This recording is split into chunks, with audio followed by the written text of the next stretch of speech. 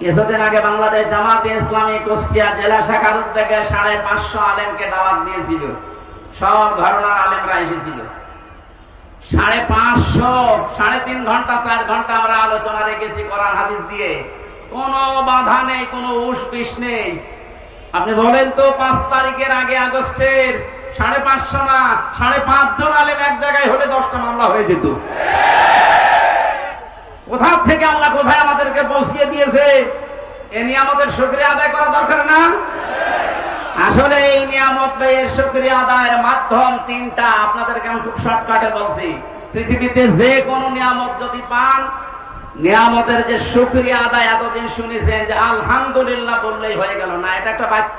এটা কি? নিয়ামতের শুকরিয়া আদায় হবে 3টা বিষয় মানলে। 1 নম্বরে আপনাকে মুখে বলা লাগবে যে এটা নিয়ামত। এটা কি? এদেশের 100 জনের 80 জন বিশ্বাস করছে, মেনে নিয়েছে যেটা নিয়ামত, খালি 20 জন এখন মানে না। এক কথা বলেন।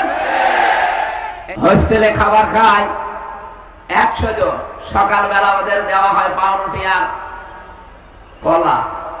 20 জন বলছে চা দেওয়া হচ্ছে, এইভাবে দেওয়া হোক, আমাদের অসুবিধা নেই। 80 জন বলছে না, এই খাবার আমরা খাবো না, আমরা মেনু পাল্টাতে চাই। হোস্টেল ম্যানেজারকে ডাক দিয়েছে যে স্যার, আমরা কেউ চাই রুটি, কেউ চাই রোল, কেউ চাই খিচুড়ি, এভাবে বিভিন্ন নাম দিয়েছে। উনি বলছে তাহলে ভোট দাও। ভোট দিয়ে দেখা গেল যে 20 জন আগে ছিল কলা পাউরুটি, ওরা 20 জনই আছে।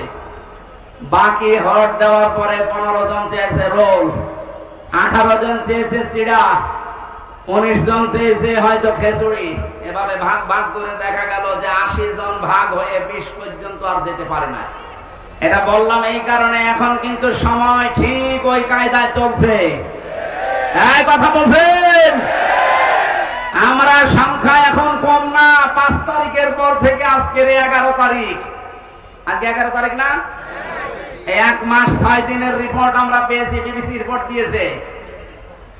5 তারিখে, আগস্টের 5 তারিখের আগ পর্যন্ত এই দেশে মাত্র 100 জনের 15 থেকে 16 জন মানুষ চাইতো যে দেশে ইসলাম কায়েম হোক। কিন্তু 1 মাস 6 দিনের ব্যবধানে গতকালকের রিপোর্ট এই দেশে এখন 41 জন, কয়েকদিন আগে 36 জন ছিল, এখন 100 জনের 41 জন মানুষ চাচ্ছে যে এই দেশে ইসলাম কায়েম হোক। এভাবে যদি কিছুদিন যেতে থাকে, আপনি দেখবেন 51% মানুষ যদি চায় যে দেশে আল্লাহর আইন দিয়ে চলো, কোন মহারথী আর বাধা দিয়ে ঠেকাতে পারবে না ইনশাআল্লাহ।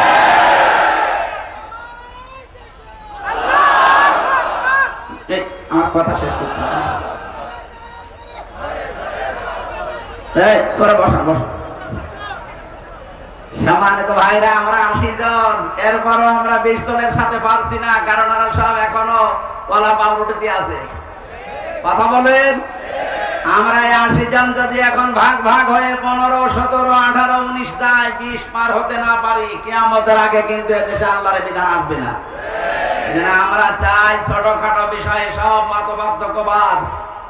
এই আয়াতের পরবর্তী আয়াতে এই কথাগুলো আল্লাহ দিয়েছেন, তোমরা সবাই মিলে ঐক্যবদ্ধ হয়ে আল্লাহর রজকে আঁকড়িয়ে ধরো।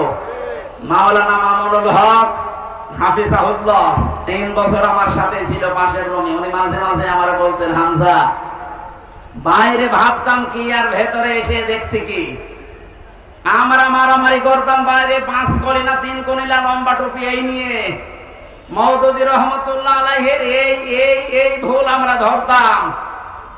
কেউ হাত বাঁধা নিয়ে, কেউ মোনাজাত নিয়ে ফতোয়াবাজি করতাম। আর এখানে এসে বাস্তবতায় কি দেখছি, বাইরে যদি যেতে পারি, কথা দিয়ে গেলাম তোমার সাথে, বাইরে যেতে পারলে সব ছোটখাটো বিষয় বাদ আমরা সব এখন আল্লাহর দ্বীনের জন্য এক হব।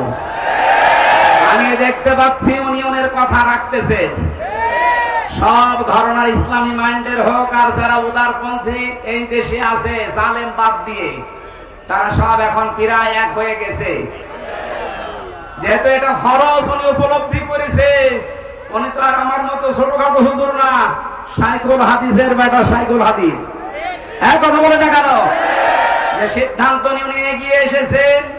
আর যেভাবে মানুষ ছাড়া দিচ্ছে দেশের সব ইসলামপন্থী মানুষেরা, সামনে একটা সম্ভাবনা আমি দেখতে পাচ্ছি।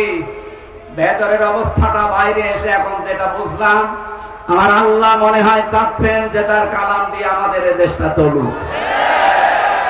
এই জন্য পাঠাতে হবে ডিপজলকে, মিশন সওদাগরকে, পরিমণিকে পাঠাবেন, যাকে মাওলানা আজিজুর রহমান। কথা বলে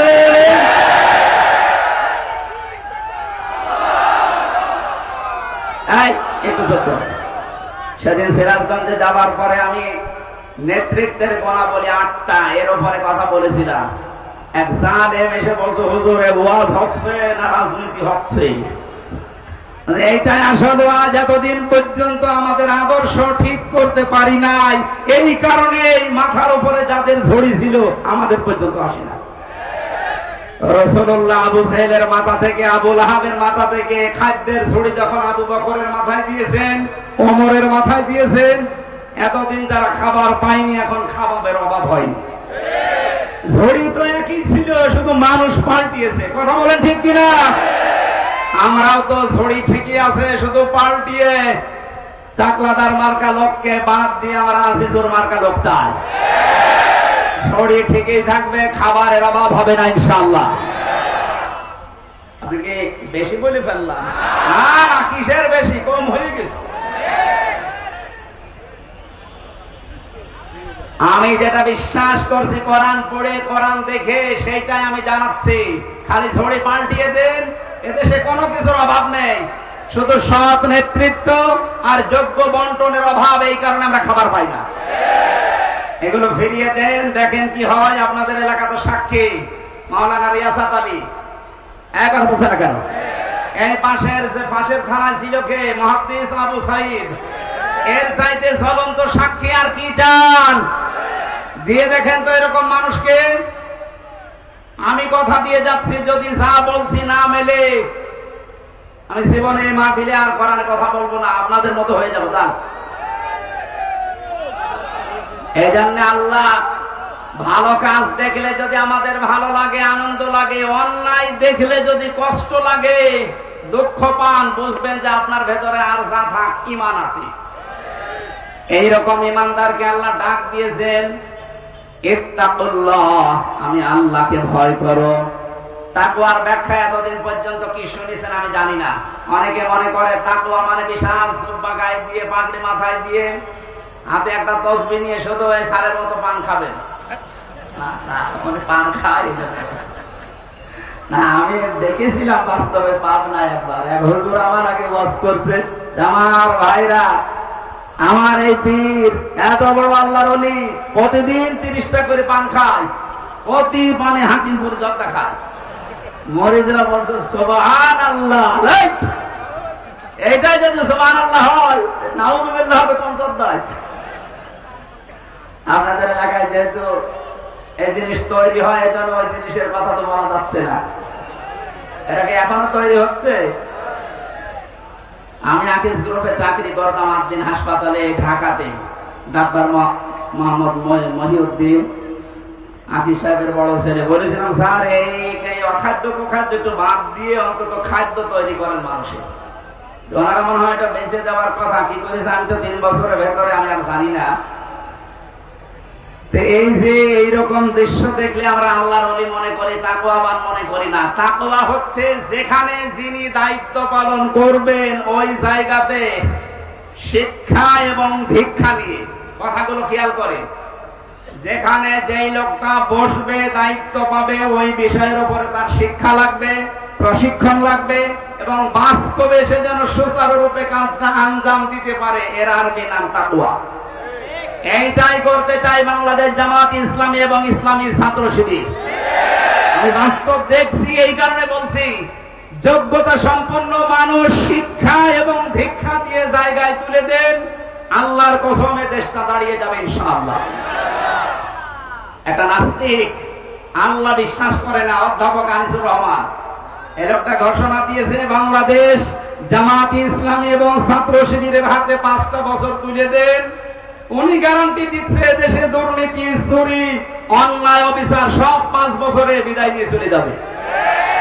আল্লাহ বিশ্বাস করে না এই লোকটা এই কথা বলতে পারে। আর আপনি একটু নামাজও তো পড়েন, নামের আগে হাজি আছে, তাও আপনি বিশ্বাস করেন না। আপনি ফিরে এসে দেখেন কি হয়। আমার বংশের 100 জনের 98 জন ছিল এই জালেমের পক্ষে। আগস্টের 5 তারিখের বিকাল আসতে আসতে আমারে কল দিয়ে বলছে, বাবাজি আমরা সব পাল্টিয়ে গেছি, মানে সব আমরা এখন জামাতে ইসলামী, এখন জামাতে ইসলাম। ওরা বুঝে ফেলেছে যে জালেমরা এই পৃথিবীতে আর প্রতিষ্ঠিত হতে পারবে না, কারণ আমরা 80 জন, ওরা মাত্র 20 জন। এই কথা বলেন না কেন? এখানে ছোটখাটো বিনা বিষয় নিয়ে আর গন্ডগোল করা যাবে না। সব পাপ, সব এখন আমরা এক হব। 80 জন যদি এক জায়গায় হতে পারি, সত্য কথা বলছে, কিয়ামতের আগে এদেশ থেকে আর কোন জালেম চেয়ারে বসতে পারবে না ইনশাআল্লাহ। এই জন্য আমাদের উচিত হচ্ছে তাকওয়ার যে ব্যাখ্যাটা আধুনিক বললাম, তাকওয়া মানে আল্লাহর ভয়, তাকওয়া মানে নিষিদ্ধ কাজ ছেড়ে দেওয়া আছে। আসল ব্যাখ্যা এইটা, আর এইটাই জামাত ইসলামী বুঝেছে।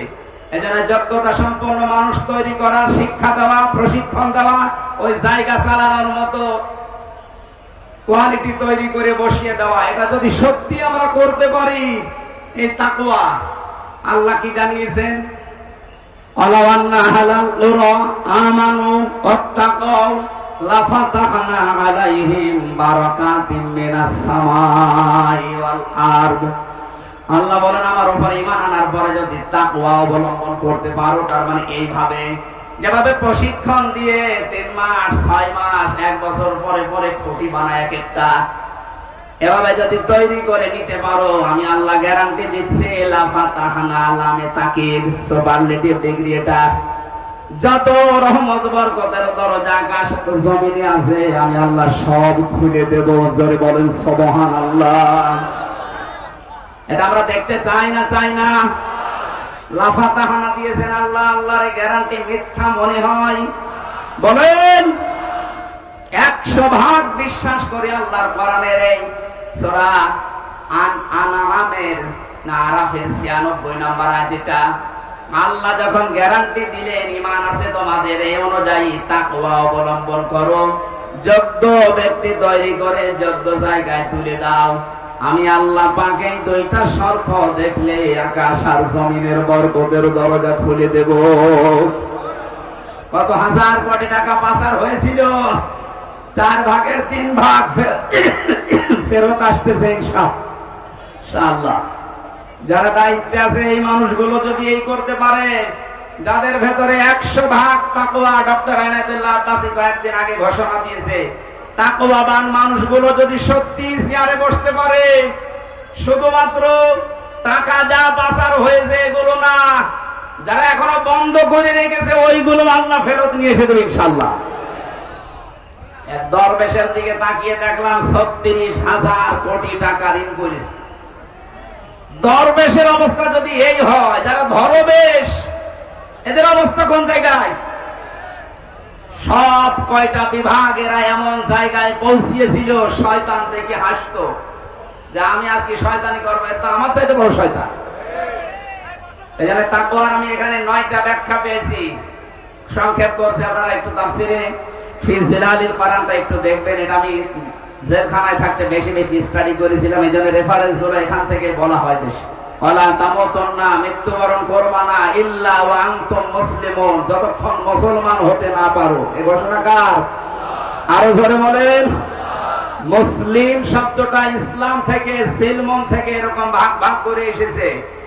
এই পৃথিবীতে যে ইসলাম আমরা বলি, এটা 2 প্রকার। ইসলাম কয় প্রকার?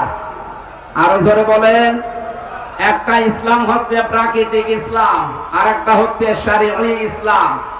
প্রাকৃতিক ইসলামে যে আম গাছে আম ধরা, সূর্য যেদিকে উঠতেছে তৈরি হওয়ার পর থেকে কিয়ামত পর্যন্ত ওইভাবে ডুবতে থাকবে, এটা প্রাকৃতিক। এটা কি? এইটার দায়িত্ব আল্লাহ মানুষকে ছেড়ে দেয়নি। সারা জীবন চেষ্টা করলেও আপনি আম গাছে তাল ধরাতে পারবেন? কারণ এই নিজাম, এই নিয়মটা কার বলেন তো? আল্লাহ এটা কায়েম করে দিয়েছেন, কিয়ামত পর্যন্ত থাকবে। কিন্তু শরঈ ইসলাম যেটা কাগজে আল্লাহ দিয়েছেন, এই যে কোরআনের কাগজে, হাদিসের কাগজে, এই কাগজের ইসলাম জমিনে দাঁড় করানোর জন্য আল্লাহ পাক নিজে দায়িত্ব নেননি, এটা আমাদের উপরে ছেড়ে দিয়েছেন। এর আগেও আল্লাহ নেয়নি, এখনো নিচ্ছেন না, ভবিষ্যতেও নেবে না। হ্যাঁ, আমাদের অ্যাক্টিভিটিস দেখে আল্লাহ আমাদের হাতে তুলে দেবে। ইন্নাল্লাহা লা ইউগায়্যিরু মা বিকওমিন হাত্তা ইউগায়্যিরু মা বিআনফুসিহিম। যতক্ষণ পর্যন্ত কোন জাতি নিজের ভাগ্য পরিবর্তনের চেষ্টা না চালায় ততক্ষণ আল্লাহ ভাগ্য পরিবর্তন করে দেয় না। এই কথা মানেন তো? সময় সুযোগ যখন এসেছে আমাদের ভাগ্যকে আমাদেরই পাল্টাতে হবে। এই কাগজের ইসলামকে জমিনে নিয়ে আসা লাগবে ইনশাআল্লাহ।